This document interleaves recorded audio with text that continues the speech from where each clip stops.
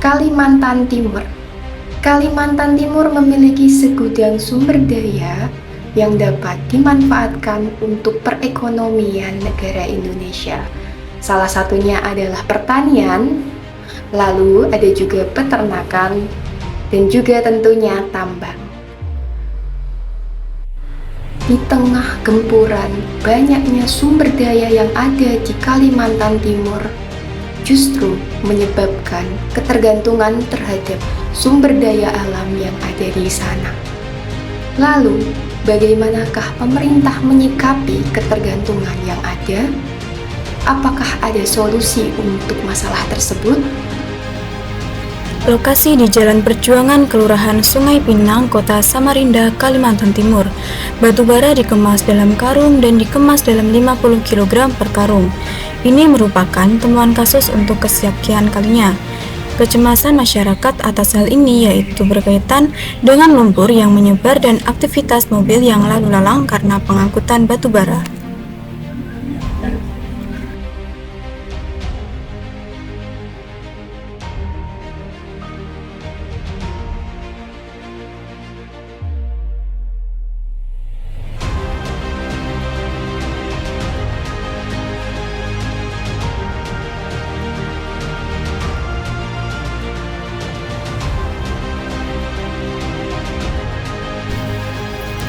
Maraknya tambang emas ilegal mengakibatkan Sungai Kapuas dan Sungai Batang di Kapuas Hulu, Kalimantan tercemar.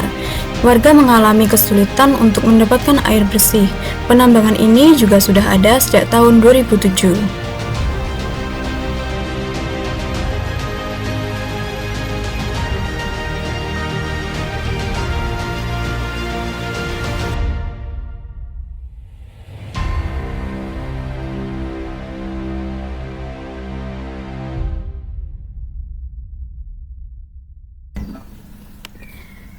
Kabid Humas Polda Kalimantan Timur, Kombes Pol Adiyaya Suryana, mengungkapkan bahwa saat ini Polres Berau telah memanggil dan memeriksa sejumlah saksi dan tersangka kasus yang diduga kuat melakukan penambangan ilegal. Ada 9 titik tambang batu bara ilegal tersebar di 3 kecamatan, yaitu Kecamatan Ada Gunung Tabur 3 lokasi, Kecamatan Teluk Bayur 4 lokasi, dan Kecamatan Tanjung Redep 2 lokasi. Tambang ilegal akan menimbulkan dampak negatif. Dampak-dampak negatif ini dapat memperburuk kondisi sumber daya alam dan memperdalam kutukan sumber daya alam yang sering terjadi di negara-negara yang kaya akan sumber daya alam. Di antaranya yang pertama, korupsi dan pertumbuhan ekonomi yang tidak seimbang.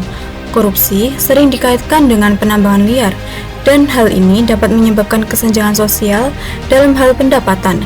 Kekayaan yang diperoleh dari sumber daya alam yang ditambang secara ilegal seringkali tidak mengalir ke masyarakat secara adil dan hanya menguntungkan segelintir orang atau organisasi tertentu.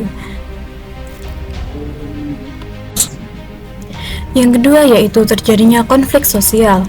Akses dan penguasaan terhadap sumber daya alam dapat menimbulkan perselisihan di dalam masyarakat maupun antar masyarakat dengan pemerintah. Hal ini dapat memperburuk keresahan sosial dan politik setempat. Tambang ilegal adalah masalah serius yang dapat menimbulkan dampak negatif yang signifikan terhadap lingkungan, masyarakat, dan ekonomi.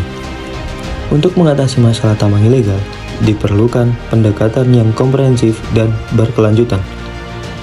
Beberapa solusi yang dapat dipertimbangkan yaitu dengan cara penegakan hukum yang ketat, peningkatan penegakan hukum dan pemantauan terhadap aktivitas tambang ilegal, memberlakukan sanksi yang lebih berat dan denda yang signifikan bagi pelaku tambang ilegal.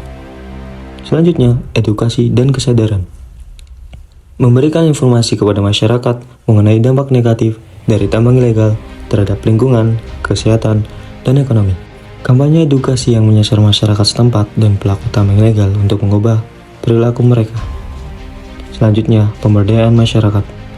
Mendorong partisipasi masyarakat dalam pengelolaan sumber daya alam mereka.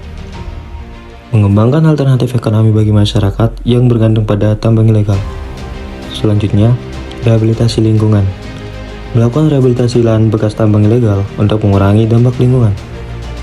mengembangkan rencana restorasi ekosistem yang berkelanjutan. Selanjutnya, kerjasama antar pemerintah. Mendorong kerjasama antar pemerintah pusat dan daerah dalam penegakan hukum dan pengelolaan sumber daya alam. Memastikan koordinasi yang baik antara lembaga-lembaga terkait. Selanjutnya, teknologi dan monitoring. Menerapkan teknologi canggih seperti satelit, sensor, dan sistem informasi geografis untuk memantau aktivitas tambang ilegal. Menggunakan data dan informasi ini untuk menindak pelaku tambang ilegal. Selanjutnya, sosialisasi kebijakan. Mengkomunikasikan kebijakan yang berkaitan dengan pertambangan secara jelas dan efektif kepada semua pihak terkait.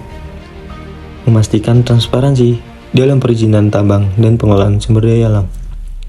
Selanjutnya, kolaborasi dengan LSM dan pihak swasta. Melibatkan lembaga swadaya masyarakat dan sektor swasta dalam upaya penanggulangan tambang ilegal. Mendorong investasi yang bertanggung jawab dalam sektor pertambangan. Selanjutnya, penelitian dan inovasi. Mendukung penelitian dan pengembangan inovasi yang dapat membantu mengidentifikasi dan mengatasi tambang ilegal. Mengembangkan solusi teknologi yang lebih efisien untuk mengawasi aktivitas tambang ilegal. Selanjutnya, perubahan kebijakan. Mengevaluasi dan memperbarui peraturan dan kebijakan terkait pertambangan untuk memastikan perlindungan lingkungan dan masyarakat. Mempertimbangkan larangan atau moratorium tambang ilegal dalam kasus yang parah. Solusi-solusi ini sebaiknya diimplementasikan bersama-sama dengan keterlibatan aktif semua pemangkau kepentingan, termasuk pemerintah, masyarakat, perusahaan, dan LSM, untuk mencapai penanggulangan tambang ilegal yang efektif. Baik, yang selanjutnya adalah kutukan sumber daya alam. Kutukan sumber daya alam atau yang dikenal sebagai fenomena negara dengan kekayaan alam melimpah, namun ekonomi tidak berkembang dibanding negara yang tak memiliki kekayaan alam. Lalu beberapa contoh sumber daya alam yang sering terlibat dalam kutukan sumber daya alam termasuk minyak bumi, emas, berlian, dan lain sebagainya. Lalu ada 3 faktor kutukan sumber daya alam. Untuk yang pertama, terlalu bergantung pada ekspor bahan mentah. Lalu yang kedua, tidak mengolah bahan mentah menjadi bahan jadi atau setengah jadi. Lalu yang ketiga, ketidakstabilan politik, korupsi, dan konflik internal. Lalu untuk poin yang pertama adalah terlalu bergantung pada ekspor bahan mentah.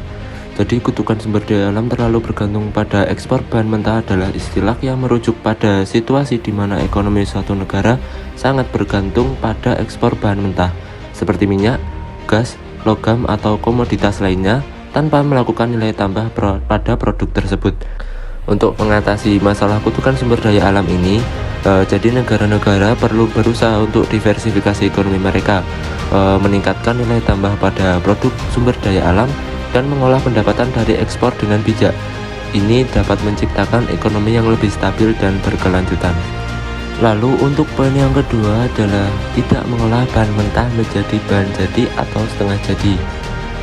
Jadi kutukan sumber daya alam terkait dengan ketidakmampuan atau keengganan negara untuk mengolah bahan mentah menjadi produk jadi atau setengah jadi dengan nilai tambah yang lebih tinggi. Ini biasanya terjadi ketika negara tersebut hanya mengekspor bahan mentah tanpa melibatkan proses produksi atau manufaktur yang lebih lanjut.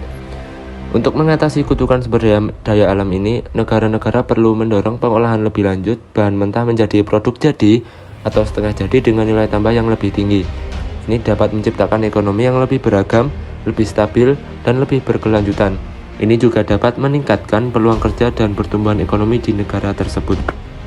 Lalu untuk poin yang ketiga adalah ketidakstabilan politik, korupsi, dan konflik internal. Jadi kutukan sumber daya alam, ketidakstabilan politik, korupsi, dan konflik internal adalah fenomena yang terkait dengan negara-negara yang memiliki sumber daya alam berlimpah seperti minyak, gas, atau mineral berharga, tetapi mengalami masalah serius dalam aspek politik dan sosial. Untuk mengatasi kutukan sumber daya alam dan dampak negatifnya pada politik, ekonomi, dan sosial, diperlukan tindakan yang melibatkan reformasi politik, pemberantasan korupsi, distribusi pendapatan yang lebih adil, dan upaya menjaga perdamaian serta penyelesaian konflik. Lalu berikut adalah beberapa contoh-contoh kutukan sumber daya alam yang ada di Kalimantan, Indonesia.